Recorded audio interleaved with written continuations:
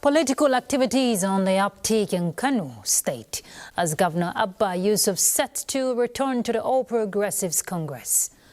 On the International Day of Clean Energy, which is today, our correspondent looks at imperative of adopting non-polluting fuel sources from the society.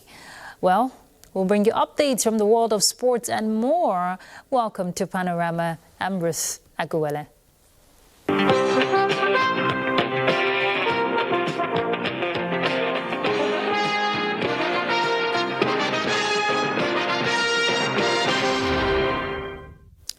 Kano State Governor Abba Kabir Yusuf is set to join the All Progressives Congress following his resignation from the New Nigeria People's Party.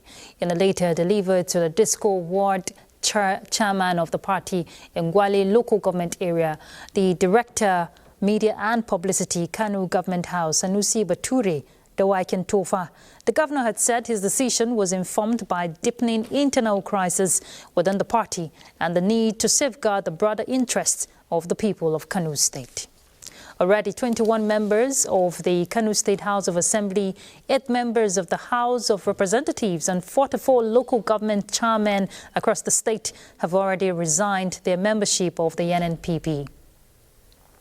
See the governor of Kano State, Alhaji Abba Kabir Yusuf, who today, being 23rd January 2026, decided to withdraw his membership with the New Nigeria People's Party, NNPP, at his ward, which is Iso ward in Gwale local government area of Kano State. This resignation is solely personal due to the internal crisis the party is facing. And His Excellency, in the best interest of the good people of Kano State, decided to leave this platform at this time so that he can decide for himself another political journey. His Excellency is resigning along with 8 members of the House of Representatives and 21 members of the State House of Assembly with the 44 local government chairmen in Kano State. And we will announce the next political destination of His Excellency in no distant time.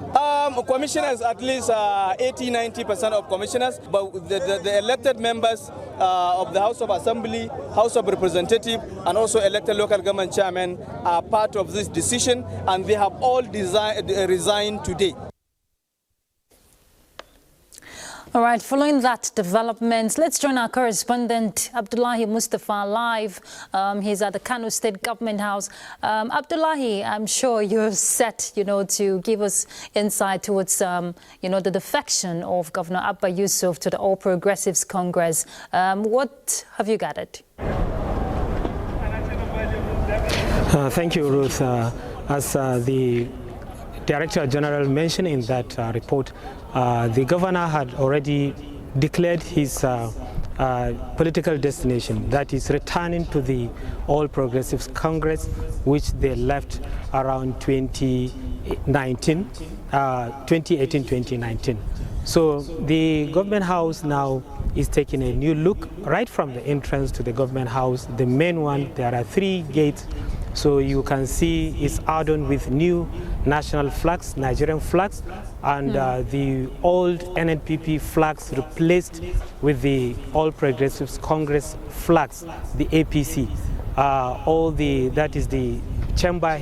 Behind me is the governor's office.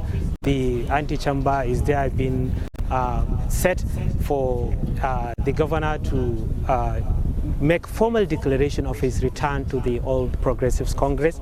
I can see some vehicles coming in. It seems there are some guests arriving, and after that the governor is expected to launch, and that before then the governor is making this declaration at 2 p.m. and after that he will also launch the e-registration of membership registration of the All Progressives Congress at 4 p.m. at the Coronation Hall, which is also expected to be attended by key stalwarts of the party, like the former chairman of the national chairman of the party and he immediate past governor of Kano State, Abdullahi Umar Ganduje, some members of the National Assembly, and the state executives of the APC. They are expected to be present at the official launch of the e-registration. But now everything is almost concluded. We are just waiting for the time. It's scheduled for 2 p.m. This afternoon. The governor will come after the announcement issued by his spokesperson Sanusi Bature that he is returning to APC.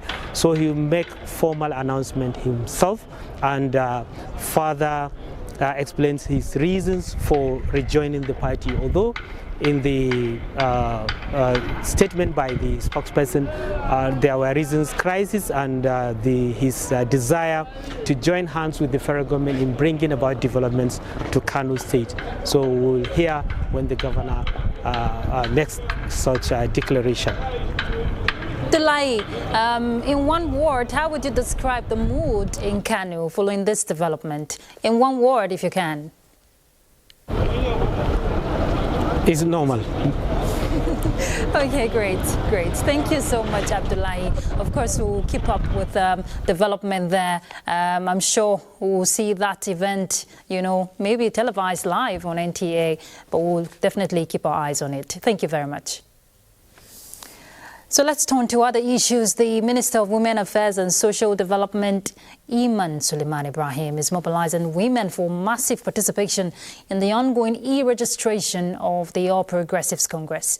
The minister embarked on the mobilization drive during an advocacy to Lafia, Nasarawa State. Aliyu Tijani will tell us more. Progressives Congress APC is revalidating and updating its register for accurate data on membership, and it is ongoing nationwide electronically. Minister of Women Affairs and Social Development Iman Suleiman Ibrahim says with the numerical strength of women during elections, they cannot be left out of the exercise, hence the mobilization to ensure women validate their membership of the party or register as new members. At the sensitization campaign in Lafia and Kefi, where she also validates her membership, the Women Affairs Minister encourages women to participate in the exercise for inclusivity in the scheme of governance. She says the present administration has done well in improving the lives of women in the country through policies and programs aimed at empowering women. They should take this opportunity to mainstream themselves in party politics. All the time we complain that, they don't give us ticket, they don't do this. But this is the time for us to come out in numbers and support the emergence of a great party. And I can see that women and youths are keying in. You can see them with their forms, registering. And I've challenged them to go and bring one, let each one bring one so that we can be able to also multiply in numbers. The minister donated laptops and other logistics to the National State chapter of the APC to fast-track e-registration exercise. In Lafia, Aliyu Tijani, NT News. The BAT ideological group is set to empower 1 million indigent people in Kwara State in the first phase of its all-inclusive empowerment program. The empowerment program we hear is aimed at elevating poverty and making the citizens self-reliant. Mutiat Olushola report. The Bola Ahmed Tinubu Ideological Group is a non-governmental organization with a mandate to promote and project the ideas and vision of President Bola Tinubu ahead of the 2027 general election. Addressing the wives of military and paramilitary associations, widows, the national women leader of the group, Gloria Luka, says BAT Ideological Group is determined to empower the people to be self-reliant.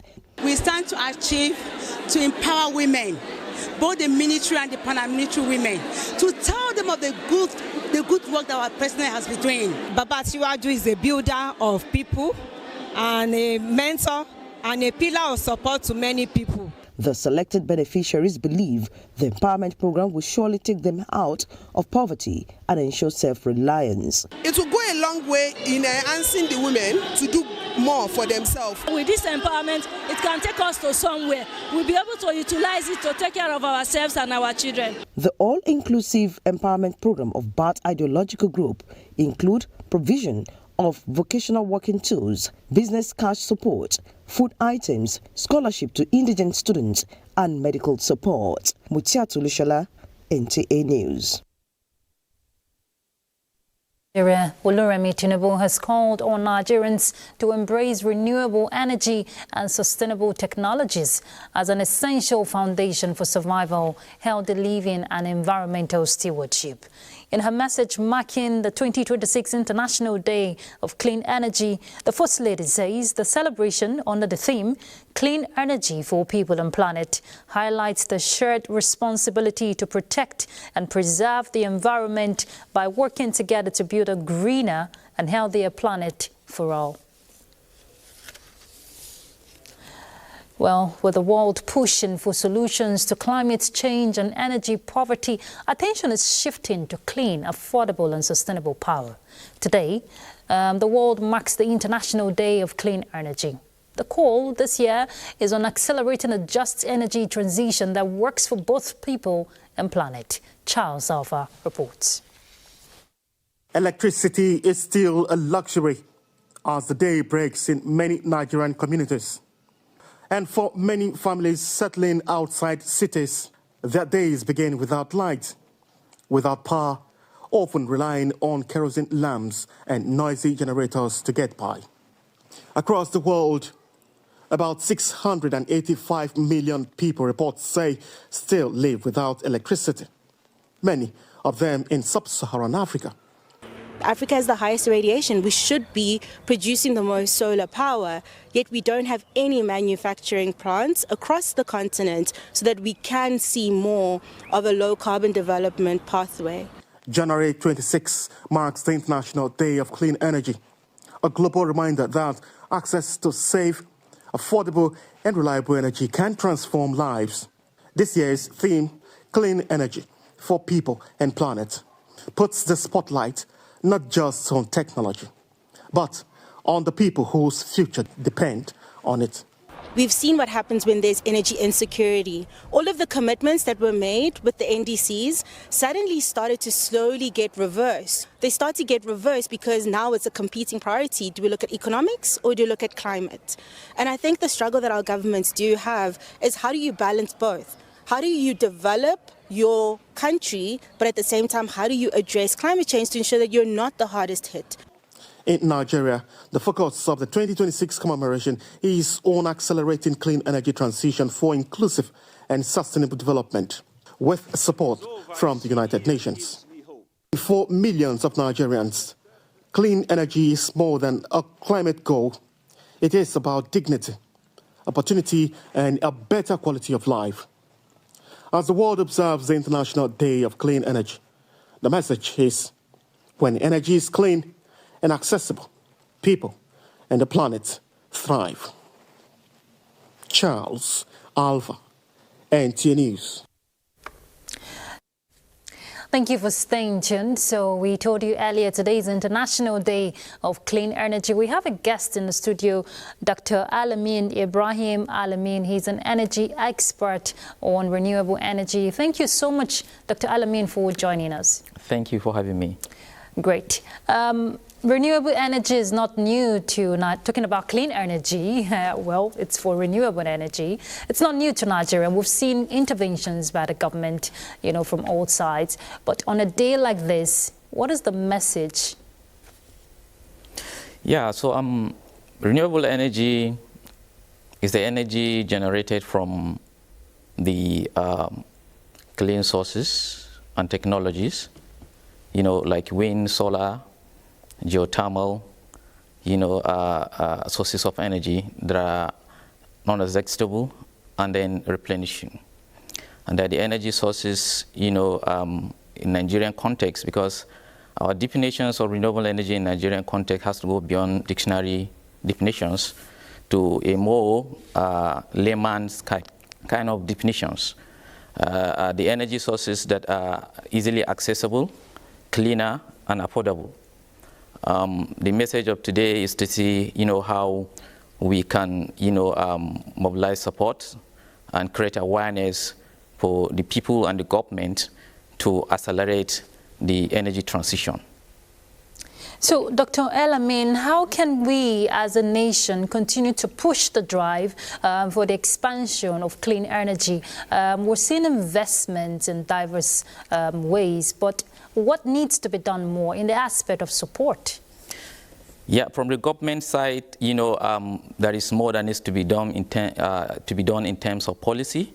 Government over the years has made a giant stride, by coming up with a lot of policy that will support, the adoption of renewable energy in the area of renewable energy policies. And then we are expecting more of investment from the government side.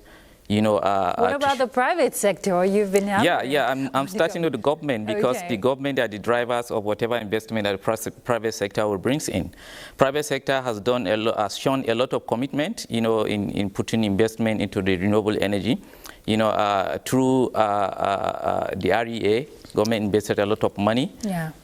We've seen about 200, mini grid connections in the country with about 94 megawatt energy generation. That shows a lot of commitment from the government, and of course, is with partnership, by the private sector. So we are looking for a more commitment from the government in the area of local energy adoption. Like manufacturing, and the other subnational commitments, from the state government. They need to replicate what the federal government is doing in terms of mini grid distributed access to clean energy. Okay, so let's talk about advocacy to promote the reduction of greenhouses emission, which we see as part of the challenges. How can individuals, play their own role to reduce this emission?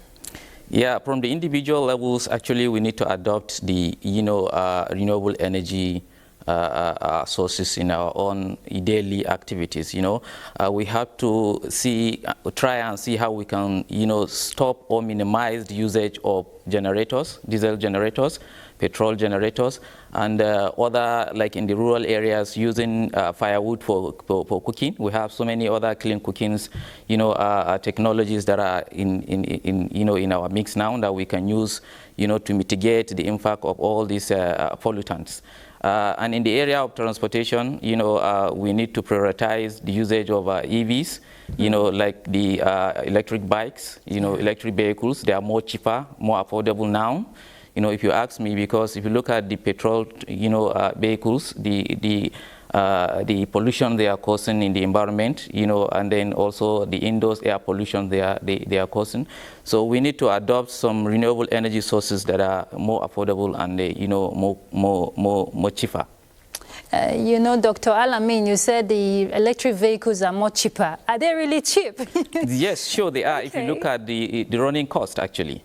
Because most of the problem we're having with the EVs are the, purchasing cost, in terms of procuring it or buying it. But when you look at the running cost, EVs, and in terms of energy efficiency, the energy you need to, to drive a car, if you are putting in gasoline or petrol into it, is less than or is more than the energy that you require for the EVs, because 75% of the energy in the EVs are converted to the kinetic energy that drives the vehicles, whereas only 30% of the petrol and gasoline that are putting in the gasoline cars that are converted into kinetic energy that move those vehicles. And in terms of maintenance, daily routines maintenance, EVs, you doesn't need to maintain them, but petrol and gasoline vehicles, you have to be visiting the workshop daily for maintenance. So that is the kind of cheapness I'm talking about. Yeah, and the federal government is also pushing for its CNG initiative, which we're hoping will continue to thrive. Thank you so much, Dr. Elamin. Thank you for coming on Panorama. Thank you very much. We'll continue the advocacy. Thank you very much. All right. Let's flip to other issues. The Federal Road Safety Corps has cautioned motorists to exercise heightened caution following prevailing hazy weather conditions currently being experienced across several parts of the country, resulting in poor visibility and reduced clarity on major highways. The Corps notes that the current dust haze occasioned largely by seasonal atmospheric conditions, poses significant risk to road users, particularly drivers whose vision may be impaired while driving. Reduced visibility under such conditions increases the likelihood of road traffic crashes if adequate caution is not observed. The cost of road transportation in Delta State is set to drop significantly with the arrival of compressed natural gas-powered buses supplied by the federal government. Helen Dunku reports that the buses were presented to the Nigerian Union of Road Transport Workers, Delta State chapter. 5 compressed natural gas CNG-powered buses were delivered to the Delta State Council of National Union of Road Transport Workers, NURTW, by the federal government through the Nigerian Labour Congress, NLC, as part of its efforts to cushion the effect of fuel subsidy removal. Saying a very big thank you to Mr. President Bola Ahmed Tinubu, and we're also letting him to know that the National Union of Road Transport Workers nationwide as a whole is greatly in support of his administration, especially his agenda, Renewed Hope agenda.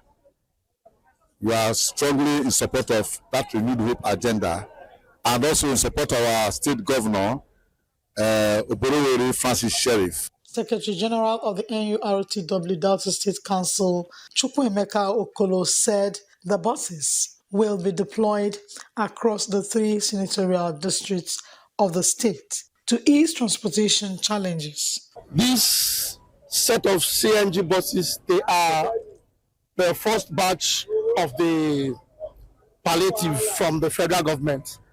We are expecting some other assistance from Mr. President in the next coming election to ensure that Mr. President is voted into power so that he can finish the program. The program is ongoing. We are expecting another batch because this one is not enough. Receiving the buses on behalf of the union, the Caretaker Committee Chairman Patrick Okpandu expressed appreciation to President Bola Ahmed Tinubu for the buses. Similar CNG-powered buses have also been distributed to other states of the Federation, including the Federal Capital. In Asaba, Helen Dunku, NTA News. That concludes Panorama. Thank you for your